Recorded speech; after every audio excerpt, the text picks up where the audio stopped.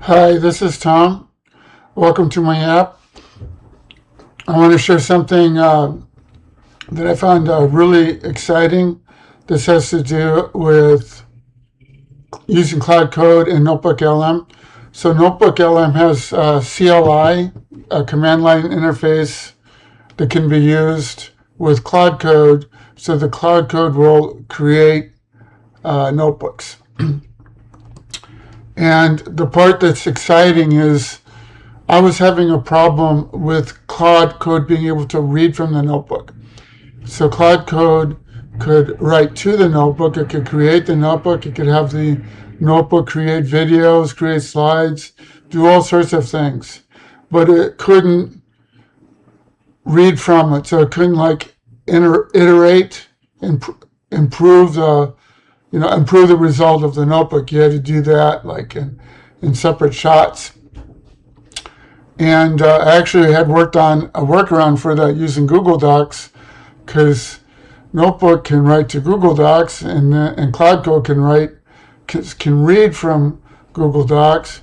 But I found a much better way, which I think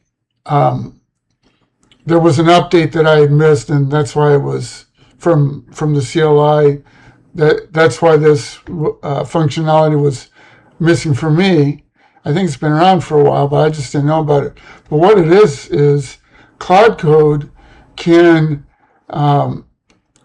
query the notebook. So let me open up a notebook. I'll show you what I mean. Okay, let's see. So I'll just pull one up here.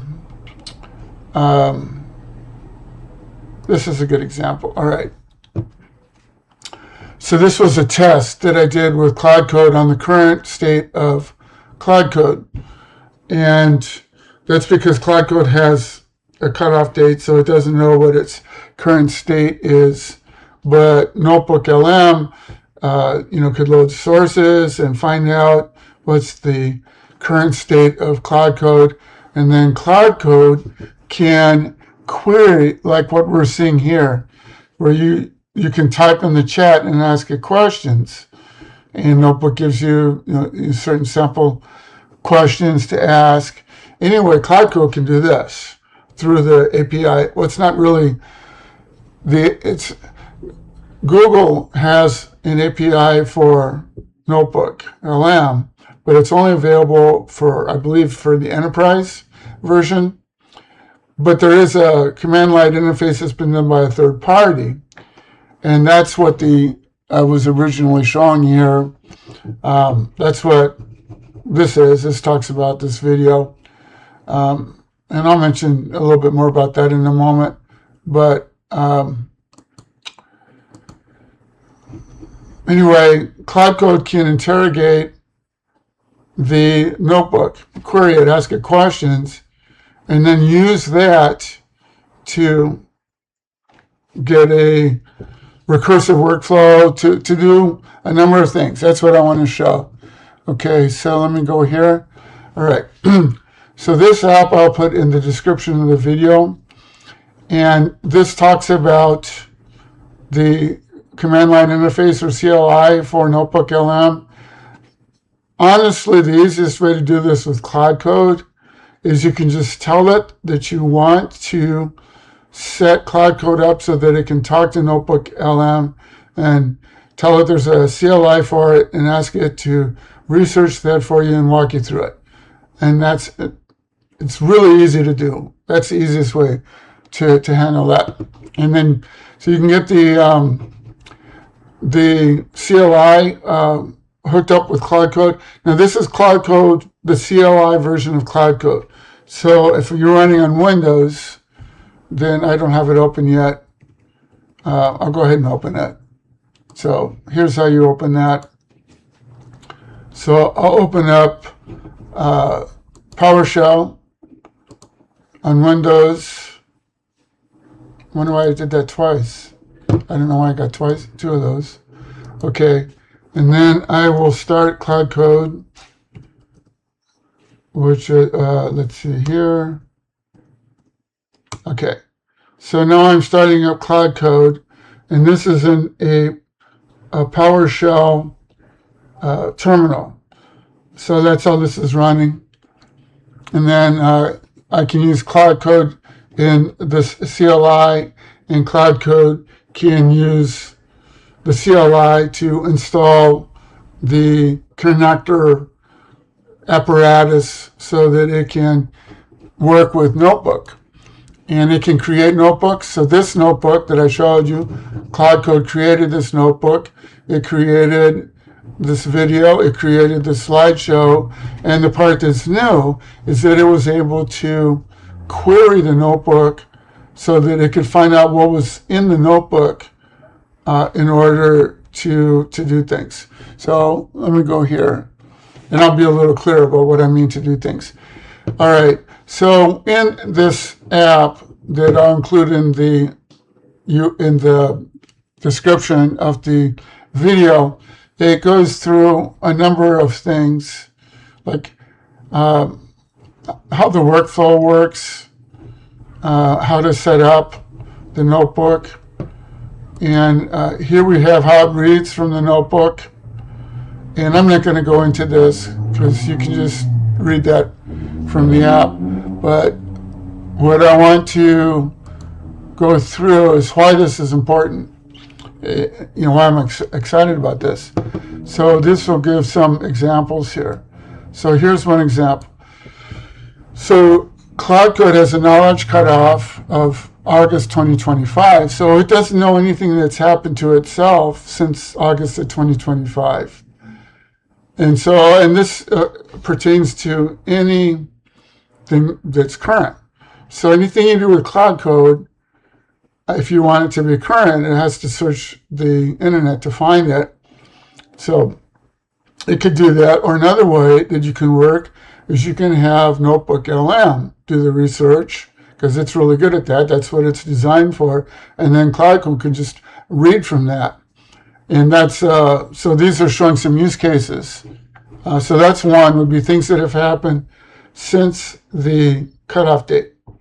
Then here's another use case, would be niche books and specific works. So if you're working with Claude Code on something that's not likely, that's a niche or an academic paper, or just something that it doesn't necessarily have in its knowledge, then that's another use case. So things that are current, things that are specialized, NotebookLM is perfect for that. So you can get that stuff in the notebook and then have Claude Code read from that. And then it mentioned YouTube videos as another possibility. You can load that. Claude Code, now Gemini can work with videos, but Claude Code can't. But you can load it into Notebook, which can, and then Claude Code can interrogate the notebook to get information about the video. So these are some use cases. And then here we have iterative refinement via Google Drive. Okay, that's what I mentioned before I came up with this. But the iterative refinement now I can do directly with the notebook. So for example, here's something that you can do, is you can have Claude Code ping notebook, create the notebook, and then guide it on the research for it to do. And then Claude Code can review the research that it did. And it can evaluate what it saw and then suggest better sources for it to do. So you can create a workflow of an iterative research to improve the research results without the human, the human not in the loop. It can do the iteration. So that's very cool that it's able to do these, multiple steps in doing tasks. Then another example, let me just go to a tab here, what's possible. So that's what this is talking about, the web research. So NLM does the research, and then it can improve the research, have it do it a second time. And then these other things that we mentioned about niche work or videos or things that are more current than its knowledge base. And then here, parallel runs. Okay, that's an idea that it came up with, and different pipelines.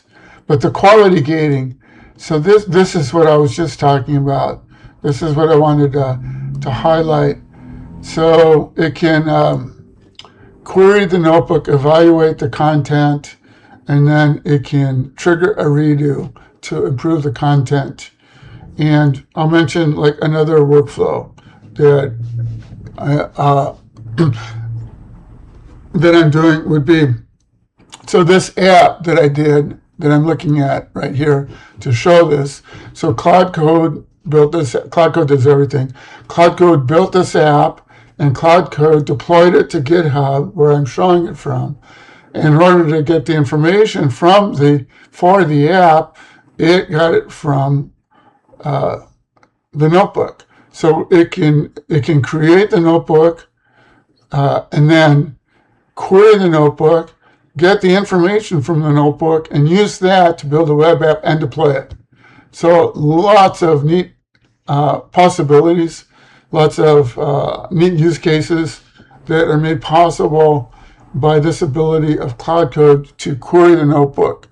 And these are just a few examples or a few ideas. There's a lot more to think of about these workflows. So it's very, very neat to be able to have NotebookLM in the middle and take advantage. Like I'll mention one more thing. I have a notebook that has an entire book in it as a PDF over like a 600-page book.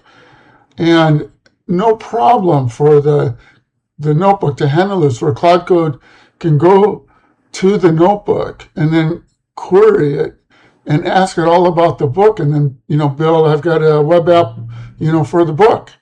That really, really neat that it can do that, because Claude Code wouldn't be able to handle, even if it had the ability. It might have the ability, because they've increased the token limit, so it might be possible to upload the PDF into its context window. I'm not sure, but it would not work nearly as well as having a notebook in NotebookLM, which was designed exactly for this sort of thing, to be able to manage large amounts of data, and then Claude Code can query that, get all that information. So really, really neat use cases possible with this ability. And if you look at the app, it'll explain how to set it up. Well, thanks for watching, and until next time.